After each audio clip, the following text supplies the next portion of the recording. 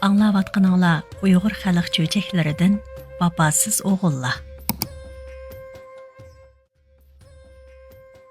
Burunqi zamanda qadimiy Yipek yo'lidagi shaharlarning birida Yalqunbay ismli bir savdogar o'tgan ekan. Uning mol dunyosi behisob, yuz obro'yi nihoyatda yuqori bo'lsa-mu, ammo farzandi yo'q ekan. Shunga u kech-kunduz farzand tilaydi ekan. Balalarni agashtirib o'tgan kishilarni ko'rganda, meningmi ashundaq bir balam bo'lsa, qo'lidan yetilab mangsam, nima desa shuni epasam deb orzu qiladi ekan. Oxir uning murodi hosil bo'lib, ayoli o'g'il tug'ibdi. Uning beshi osmonga yetgudek bo'pti. Yalqunbay ikkinchi o'g'li dunyoga kelganda bo'lsa, xushallikdan yerilib ketguli tasqapdi. U tunji o'g'liga Abdur, o'ttiranchi o'g'liga Artish, kenji o'g'liga Adar deb ism qo'yibdi. Kenji o'g'li Adar amdili 6 oylik bo'lganda balalarning onasi baxtga qarashi tuyuqsiz ig'ir kasal bilan o'lib ketibdi. Bir xushallikdan keyin bir qayg'u degandek bu ahvoldan Yalqunbay nihoyatda bearam bo'pti. U balalarni qanday qilib yaxshi tarbiyalab qatorga qo'shishning g'imida qo'li ishqa bormabdi. Biror inigani yollashqami ko'ngli unamay balalarni o'zi beqishqa boshlabdi. Buningdan xabar topgan og'inalari Yalqunbay, o'lganning orqasidan o'lgili bo'lmaydi. Endi seni o'ylab qo'yayli.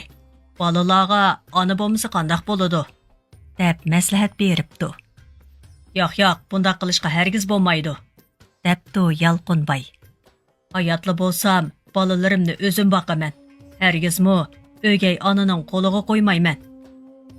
Shunda qilib Yalqunbay tijorat ishlarini o'zining sodiq xizmatchilariga o'tkazib berib, balalarga osh tomoq etishga bir ayolni yollab, balalarni o'zi beqishga boshlabdi.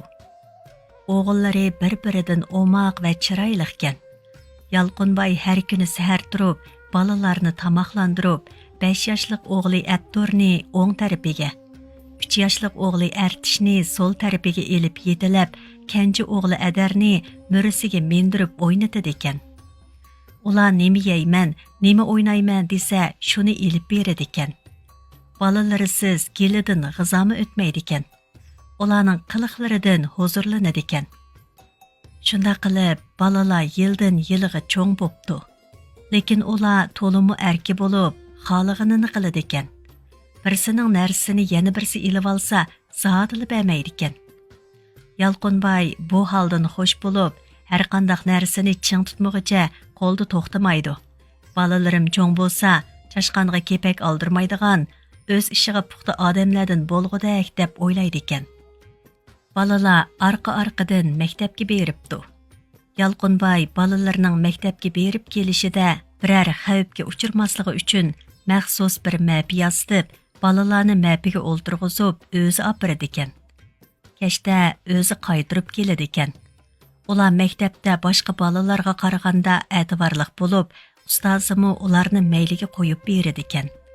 Shunga ularning o'qishimi ancha yaxshi emas ekan. Yalqunbay balalari amdili savodliq bo'lib, hisob kitob qilalig'idek bo'lganda, ularni o'z kasbining varislaridan qilib yetishtirish uchun maktabdan chiqarib olibdi va savdo-setiq ishlariga pishiribdi. O'g'illar orqa-orqadan Qur'omiga yetibdi. Yalqunbay Abdurga shahardagi dangliq savdogarning qizini, Artishga dangliq so'roqchining qizini ep beribdi. Shaharning avad ko'chalaridan 3 do'kon tayyorlab, 2 do'konni 2 o'g'liga echib beribdi. O'zi kenji o'g'li Adar bilan yana bir do'konni echibdi. Ularning savdosi yildan yilga ro'naq tepibdi. Bir kuni Abdur uyiga nihoyatda kech qaytib ketdi. Va dadasiga salom berib, bir kunlik savdo-setiq ahvolini doklad qilib bo'lib, hujrasiga kirsa, ayoli ta'tir qarab o'ltirg'adak. "Voy, nima bo'ldingiz?" deb so'rabdi Abdur. "Nim bo'ladi?" debdi ayoli. "Buncha keshib ketkichi nalarda yurdingiz?" "Xaridor bilan bo'lmamdi." Shu oqshimi Abdurning ayoli uningga bir muncha aql o'rgatibdi. Atsi Abdur dadasining oldiga kiribdi. "Dada, sizga bir maslahatim botdi", debdi u muloyimlik bilan. Hozir o'g'ri yolg'on ko'payib qoldi. Kechisi do'konni yolg'iz qoldirishga bo'lmaydigandek qiladi. Uning ustiga menmi uy bilan do'kon o'tirisida to'liq qatnab herib qoldim. Do'konga yaqinroq joydan biror bog' o'yli elib ko'chib kelsam qandoq? Undaqda men seni kunda ko'rib turolmasam qandoq bo'ladi bolam? Debdi Yalqunbay balasidan ayrilishga chidamay. Bir shaharning ichidagi gap-ku dada.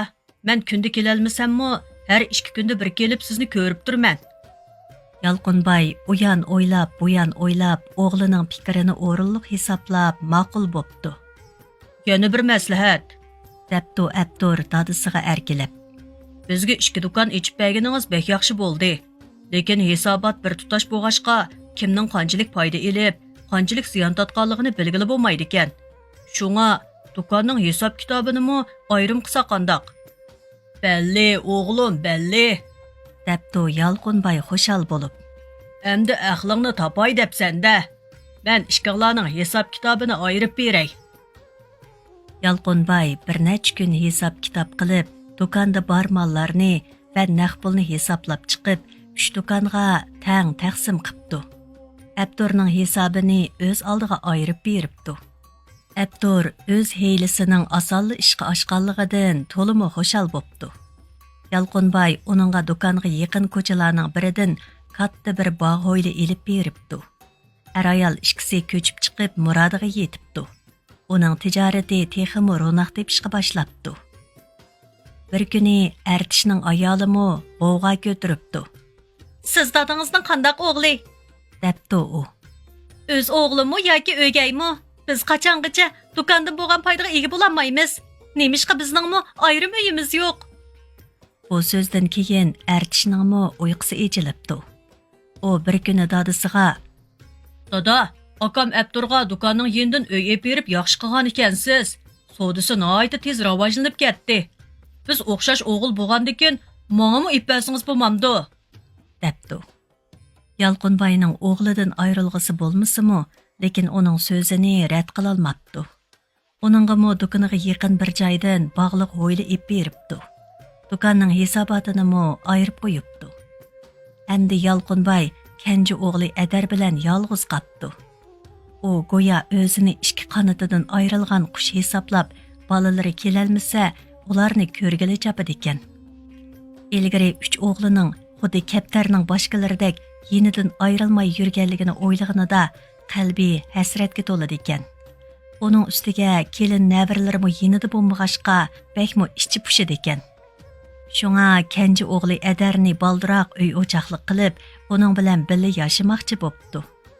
Taraf-tarafga ko'z tikib tanlash orqali uningga shahar amaldorlaridan birsining qizini elib beribdi. Shunda qilib 3 o'g'lining hammasi uy o'choqlik bo'pti.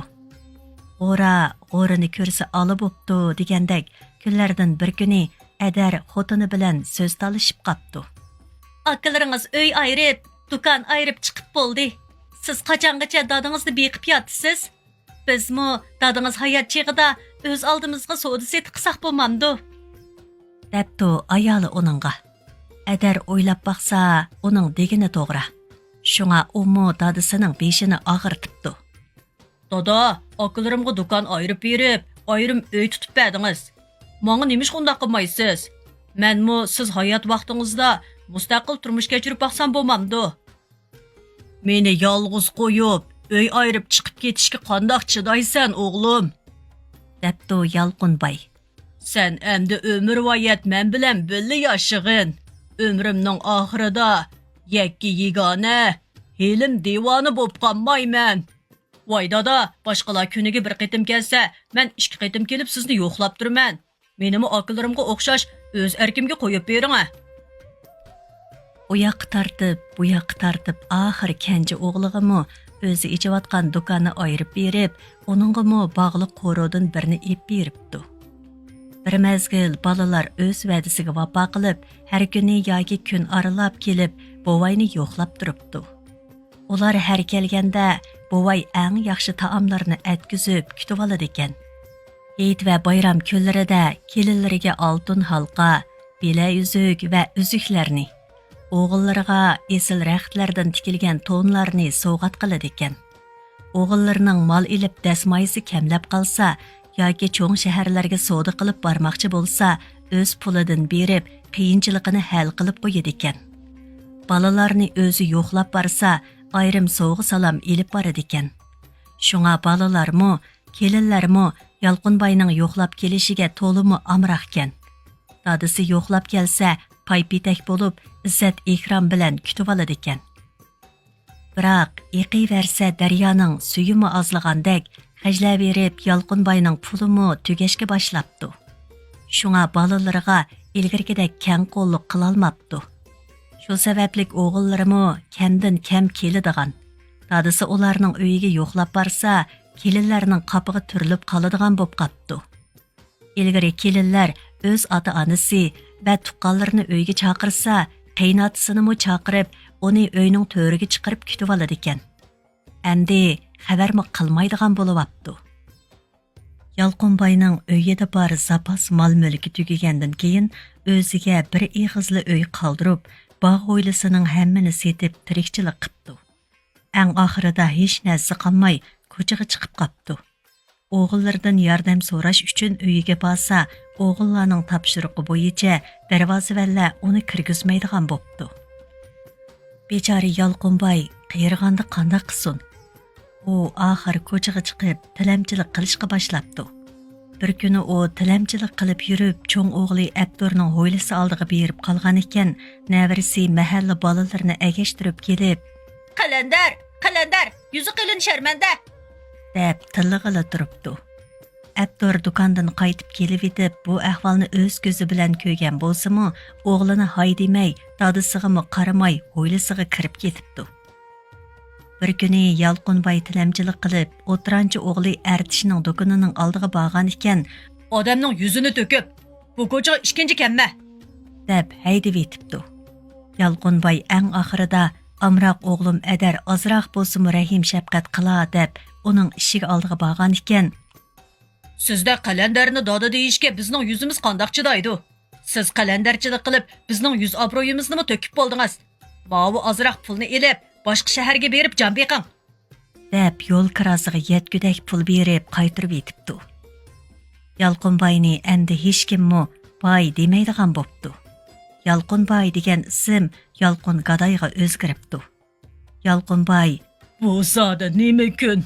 Men farzandlik bo'lishni tilabdiman yo, ularda minnatdor bo'ladigan qalbning bo'lishini tilamabdiman" deb zarlanibdi. Yalqunbay shu ahvolda turibmi, bolalarni ko'rishga xushtar ekan. Lekin yo'lda uchrashib qolsa, bolalari ta'tir qarab o'tib ketadi ekan. Bundaq chaqlarda Yalqunbay zarlanib, "Men sizlarni jinimdimi e'tiborlab boqqandim. Endi sizlar menga yuzinglarni bir ko'rsatishga yaramamsizlar" deb o'ylaydi ekan. Kambag'alchilik, och yalang'ochlik dardida Yalqunbay o'ruqlab ko'saydek bo'lib qapti. Uning ustiga ziqqa kasaliga giribtor bo'pti. Davolnay desa puli yo'q. Ahvoli texmo ig'irlashibdi. U oxir o'yla bir chora tepibdi. U aslida yosh vaqtida shahar bo'yicha eng usta qoshtash o'ymichisi ekan. O'z vaqtida qoshtoshdan har xil zinnat buyumlarni, qushlarning haykallarini, bilayuzuk va halqalarni yasab setib, asta boy bo'lib, keyin cho'ng savdogar bo'lib qolgan ekan. Mana endi u o'ziga ip qolgan bir ig'izliq uyga kirib, atrofga nazar sapdi. 3 tane kavashdan boshqa hech nima ko'ziga cheliqmabdi. U kavashni surtib tozlab, qoshtash do'koniga opirib, 3 tane kesak yasabdi. Keyin bu kesaklarga oltin hal berilgan qog'oz chaplab, xurjiniga silib, Abdurning do'konining o'diliga kelib o'ltiribdi. O'g'li uni haydab etmoqchi bo'lib, yeniga kelgan ekan, xurjinni chin quchoqlagan holda, "Sana bir gapim botdi, o'g'lim" debdi. "Qani, gapingizni qilib bu yerda tezroq keting" debdi o'g'li.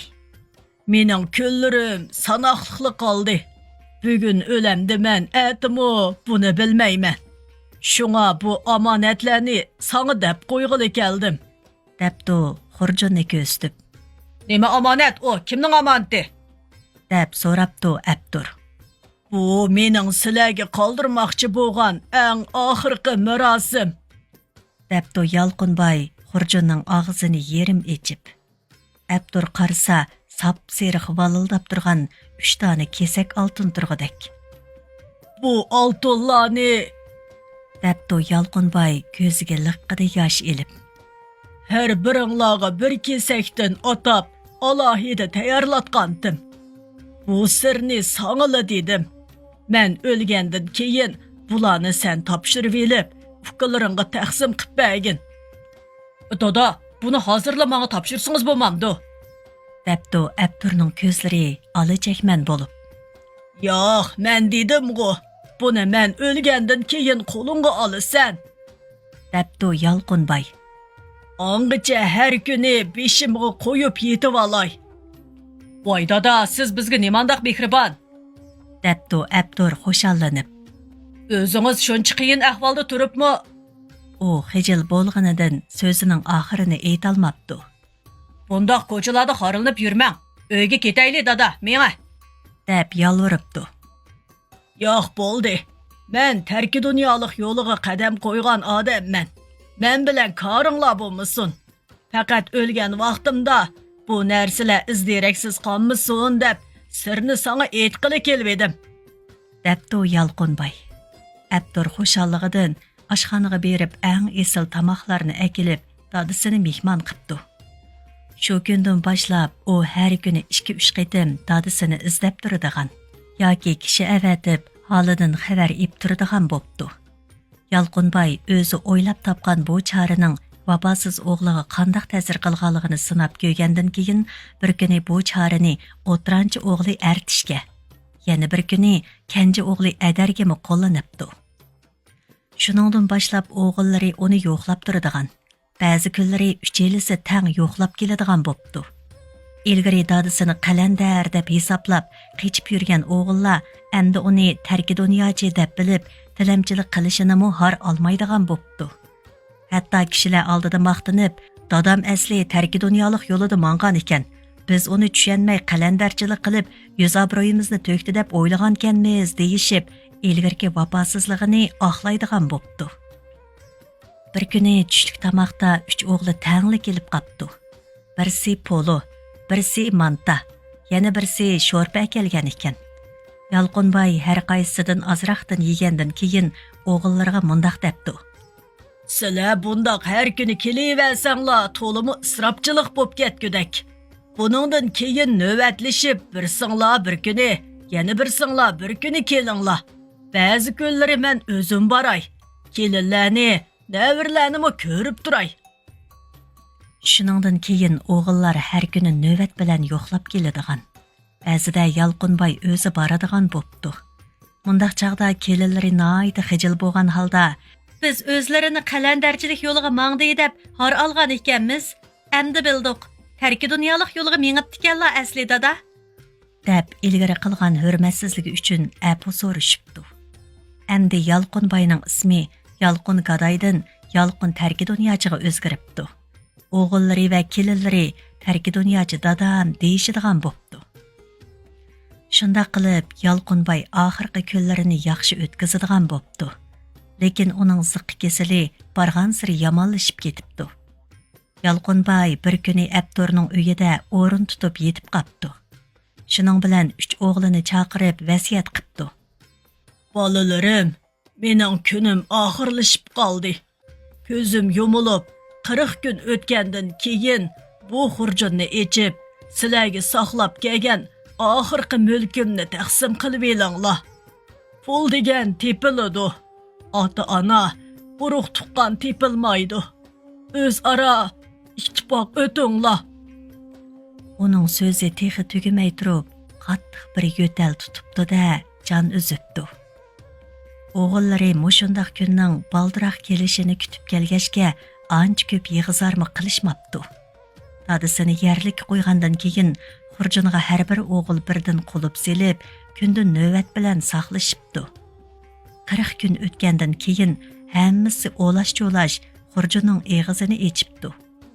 3 dona kesak oltinning paqirab turganligini ko'rib, xushalligidan eg'izlari to'shikdek echilib, birdan bo'lishyapti. Cho'ng o'g'li Abdur kesak oltinni avaylab ilib qarasa, ustiga oltin hal berilgan qog'oz bilan o'ralgandek ko'rinibdi.